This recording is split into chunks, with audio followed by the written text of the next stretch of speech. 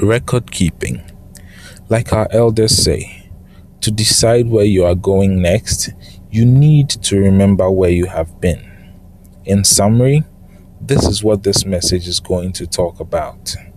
This message is on record keeping and is meant to teach you how to keep records and how they can benefit your farming. Farming, just like any other business, needs to be carefully managed in order to be successful.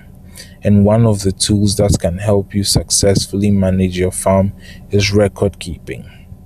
You can keep different kinds of farm records, such as records on expenditure, income, activity details, and relevant contact information. To begin, you will need to get a notebook, which will be used solely for keeping records related to your farming operations. If you cannot write, get someone from within your community who can assist you by doing the writing, like your CEA.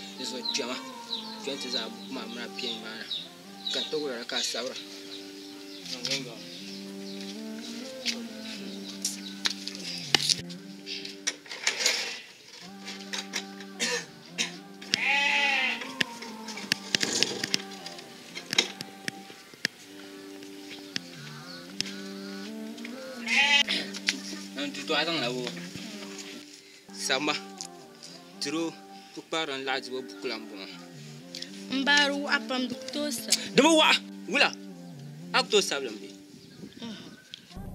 For your expenditure records page, you should make 5 columns labeled date, description, quantity, unit price, and total cost. The description column should always state clearly what you are purchasing or spending the money on, such as payment for tractor services. Every time you buy something or pay for a service for your farm, you should record it on this page of your notebook.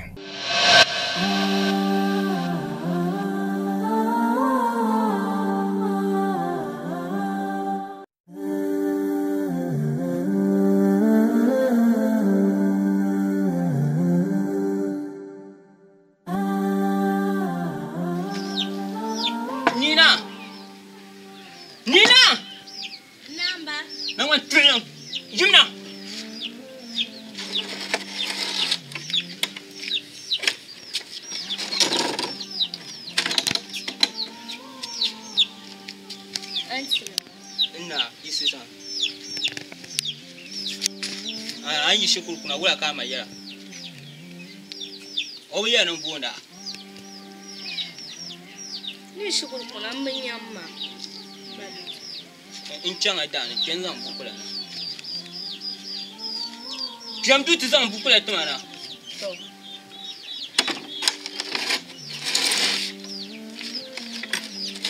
yin yimne gamba je kan tambe yaron kan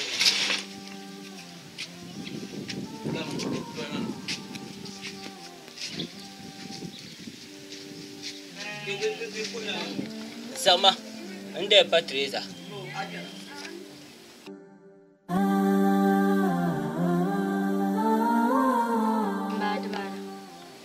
Dewata. Kada tiba gaan adam pompoma. Dewala. Dewayi. Ne karante. Dewala. Na wa tuyo. Wa na karante bo zaganga. Similarly, you should have another page for only recording income you get from your farming activities, like the one for expenditure.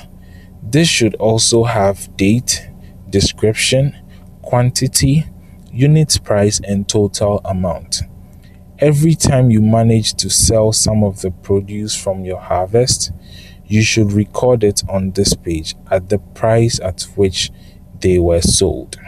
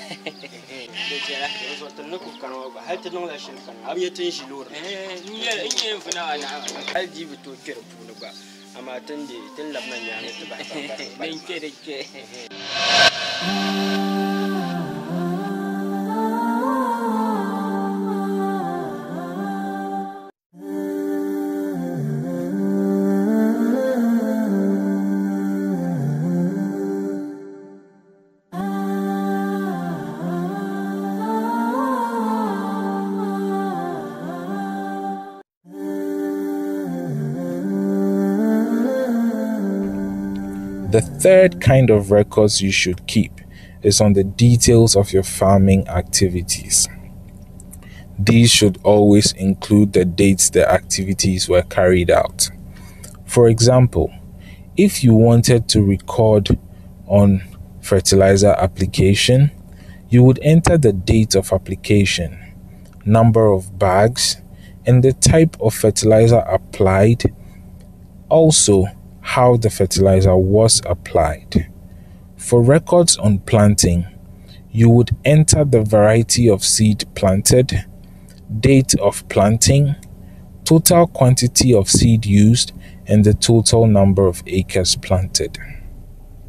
Finally, you can keep records on the contacts of all individuals or companies relevant to your farming operations. Examples of these would be the contacts of your CEA, AEA, input dealer, buyers of your produce, tractor service providers, etc. In short, anyone you hold transactions with in connection with your farming business should have their contact details and address recorded on this page in your notebook.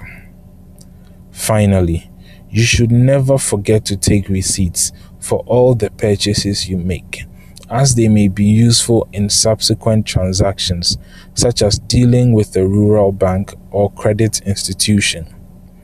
At the end of the season, you can refer to all the entries you have made in this book to correctly calculate your total expenditure and hence the profit.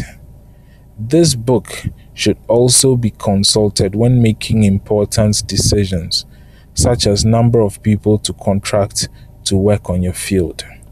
Perhaps you hired too many this year and had to pay too much, or you hired too few and the process took too long, which then might have damaged your crops.